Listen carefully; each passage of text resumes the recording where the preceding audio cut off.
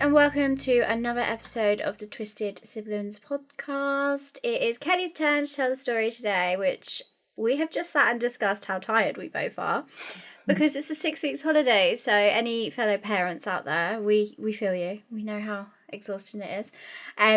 So sometimes, or you may have noticed, our episodes are a little bit everywhere at the moment, but please bear with us. We'll be back to our normal routine when the kids have gone back to school.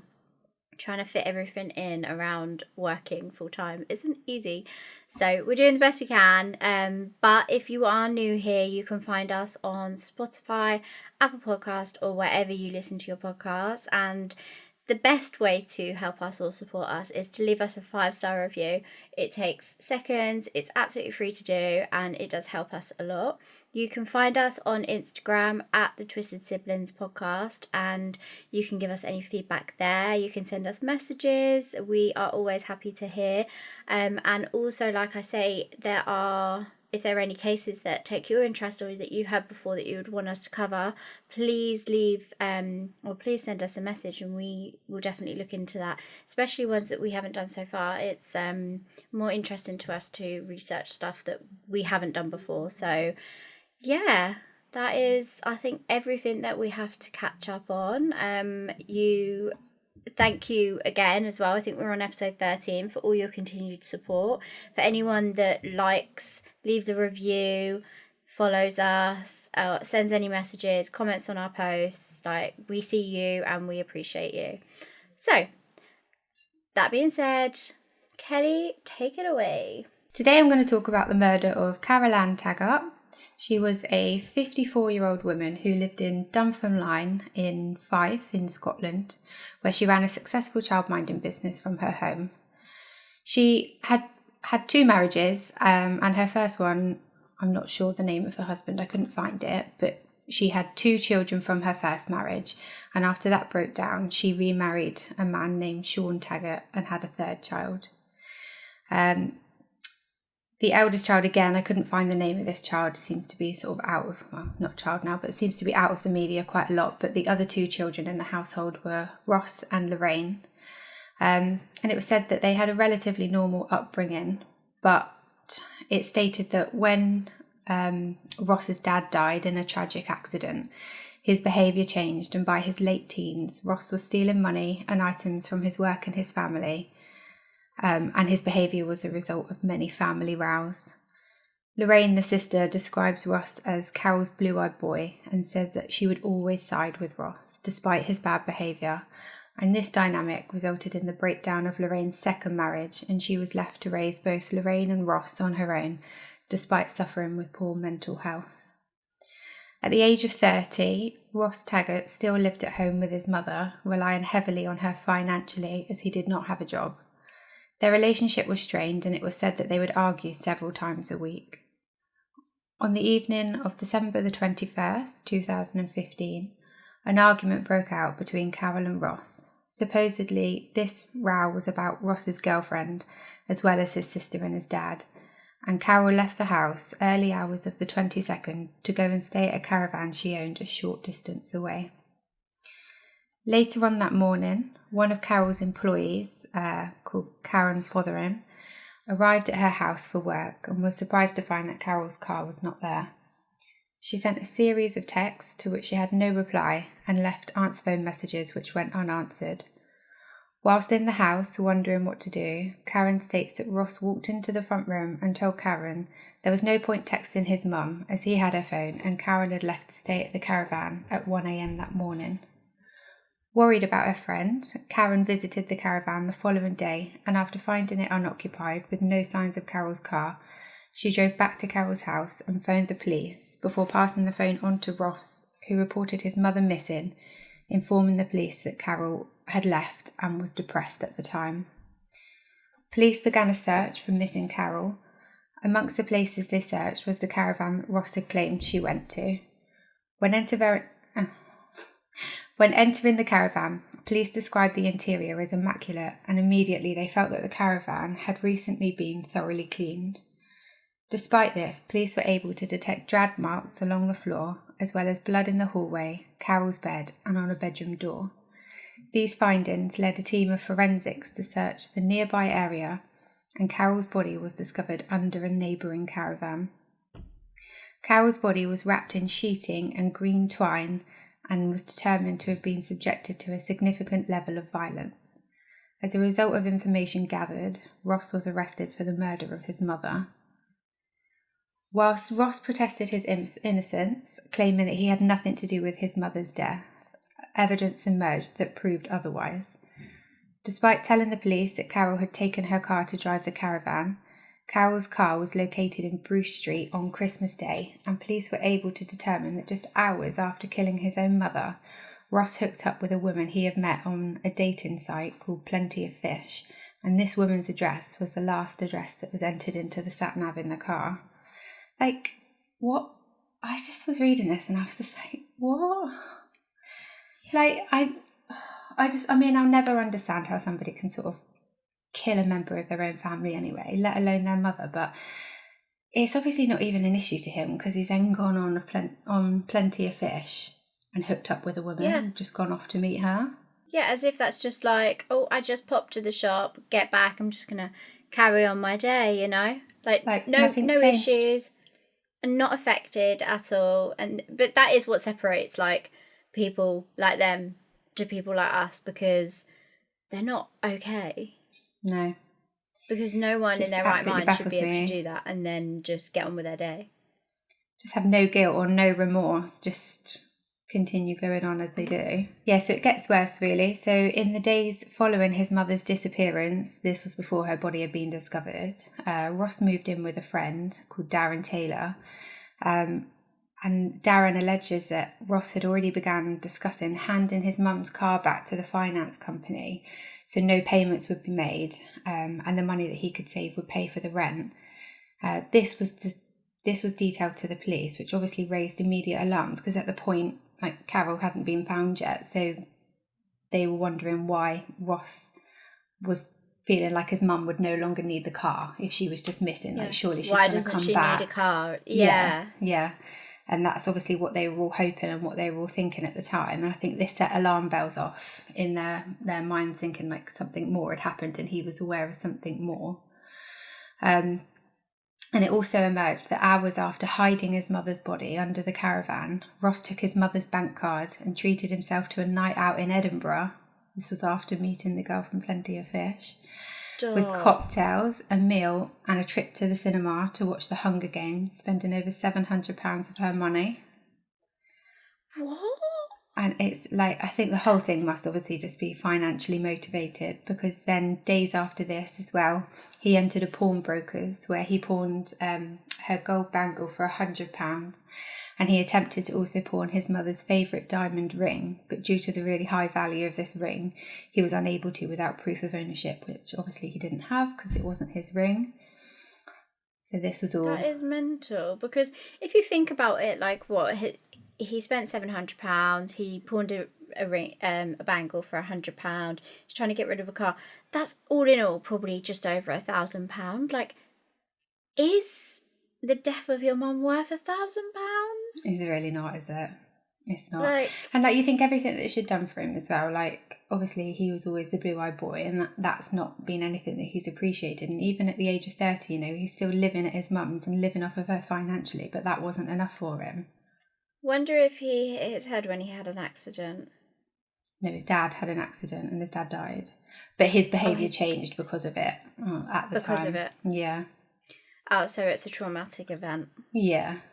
In his childhood, I guess, in his formative years, and it was his dad. So I couldn't really see anything about whether they were close or anything, but I should imagine that if he was affected by it, they must have had some sort of relationship. My issue is, you do something like that and then you go, like, are you not in the back of your head thinking, oh my god, like, am I going to get caught? Like, someone could find the body, someone could find this, like, someone could have seen me, like, retracing all your steps, making sure, like, my mind, even, like, for example, in the house, if I know I've got loads to do, my mind does not stop, because I'm like, right, I need to do this, this, and this, and this, and this. Like, it's just constantly on the go, and it's the same every day, about whatever. Like, surely, like, you're not able to go and have a lovely evening drinking cocktails and watch film. You think you'd be a Because paranoid mess, wouldn't you? Like looking over your shoulder all the time, like, God, they're going to come in any second and arrest me. Like, someone's seen me, someone knows what I've done. Or... Yeah. And imagine sitting in a cinema. I think it'd be even worse. Maybe in a club, you might be like, it's so busy, it's so loud, like you wouldn't really be able to be in your thoughts. But like in a cinema, like you're literally sitting down for like 2+ hours with nothing else to think about. Like you wouldn't be able to get into a film, surely. Well, normal people wouldn't, would they? Me and you wouldn't, but who knows what this man did. So police continued their investigation, and they also found text messages on Ross's phone that indicated that Carol had recently become fed up of supporting Ross financially. And they believe that the argument sort of began from Ross paying Carol £200 rent, which really in the grand scheme of things is not a lot, is it? And he had paid her this money, but then he had taken it back out from her accountant. So he hadn't even obviously really paid her in the first place. And I think she had found out and had accused Ross of being a sponger. So they also found some blood on Ross's shoe, some of Carol's blood on Ross's shoe, but he tried to blame that on her having frequent nosebleeds. Like, the overwhelming evidence was just crazy, really. But the police said that he was cold and calculated, and that he told a load of lies, and he did not care. He spun them a load of lies to try and throw off their investigation wherever he could. But eventually they saw through it all, and he was taken to court and was found guilty of murdering his mother and sentenced to life imprisonment, where he'll have to serve a minimum of 18 years before being eligible for parole. But there's like a few more stories on this as well, because apparently there's been lots of petitions and sort of lots of for like a change in law, because even after he was sent to prison, because he was the executor of his mum's will, he was still allowed to have control over all of her finances and everything that was left. So apparently he can't inherit anything, but he can still be the executor, to still have control over it. So I think in total his mum's estate and everything was valued and worth at sort of nearly £500,000. So he had control of her property, and there's been sort of interviews from his sister saying that she struggled to get a lot of the mum's stuff because he wouldn't let her in the house. And when he did decide to sell the house, he only gave her like a few days to go in and get everything before, because he was selling the house and had like control over her, the business that she'd had, and like literally everything. So I think, I know, it's crazy, isn't it? So there's been like a lot of petitions at the moment that shouldn't be allowed to happen. If you're convicted of murdering somebody, you should not be allowed to be in charge of all of their finances and control everything like that, because he's still using it as a way to sort of get at his family as well, because he's the executor, so they don't get anything. And whilst he can't inherit himself, he is not letting anyone else have it. And who's to say he can't then bribe his family and be like, I'm not letting you do that unless you give me something. Yeah. Like, so he could financially gain from it. Like, what? How is that a thing? Like, you should be taken off any, like, not given any rights after doing something like that. You don't deserve it. Like, you're going to prison, which is basically restricting all your rights anyway. Like, you don't get freedom, you don't get anything, you did this thing, you go into prison. You should be allowed to be in charge of anyone else's money, especially the person that you killed. I know. It's been described as a loophole, but to be honest with you, how there hasn't been like an overruling, or how that's not been changed. And from what I was reading, I don't know whether anything's been done about it either, or whether anything's been able to have been done about it. Yeah, because if you think about it, a lot of murders are down to financial gain. Yeah, so how is it not a thing? Like, you know, there's a lot of people that obviously kill for like the insurance fraud and like stuff like that. So why is this not being looked into? And like, why is this not changed?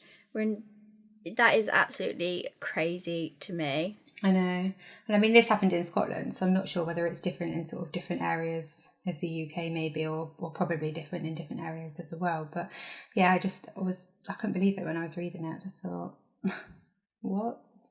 So he's basically killed somebody, and like, has now got control of her £500,000 like estate. Yeah, and like obviously he's not going to give that to anyone, is he? He's not going to allow any of his family to have that. Because if he can't have it, no one can, and that's the kind of mindset he'll have. Yeah.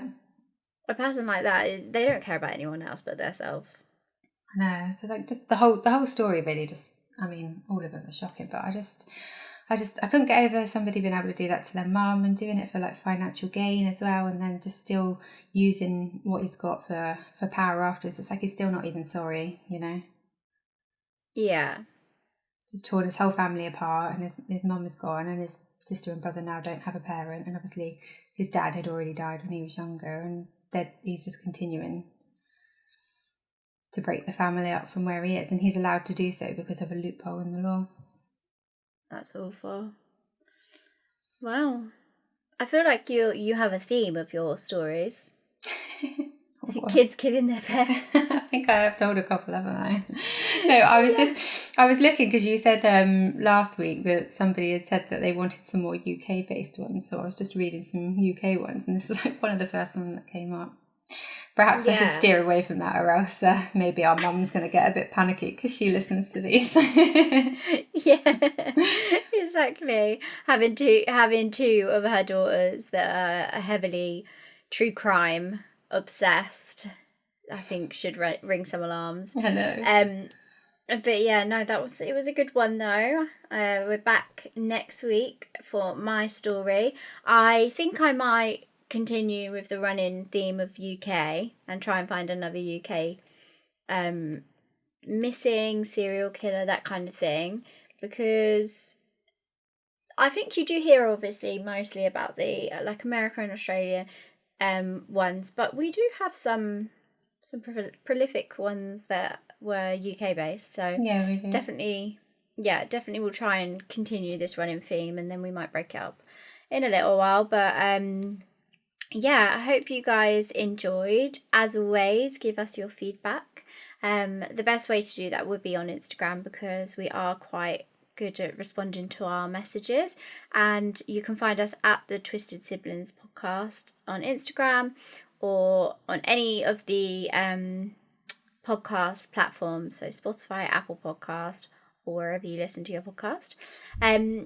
We are possibly going away soon to be revealed, but we will take away our podcast stuff, and we may even film an episode, because we have had a lot of requests for that. It's just at the moment we don't have a space to film like at home, and we're how many miles away are we? About 250, I think. Yeah, so we're quite far away, so it's not like we can meet up and record anywhere. Like, a lot of people go to a studio, but it's not something we're able to do. We struggle just kind of getting together and filming this an hour with our schedules. They're so different. So I think that would be like quite interesting to be able to film whilst we're together away. So definitely keep your ears peeled for an update on that, and we'll let you know once it's all been confirmed. But yeah, I hope you enjoyed. Please leave us a 5-star review if you did enjoy, and if there's anyone else you want us to cover, send us a message. And that is about it. I hope you have a lovely day, and we will see you soon. Bye. Bye.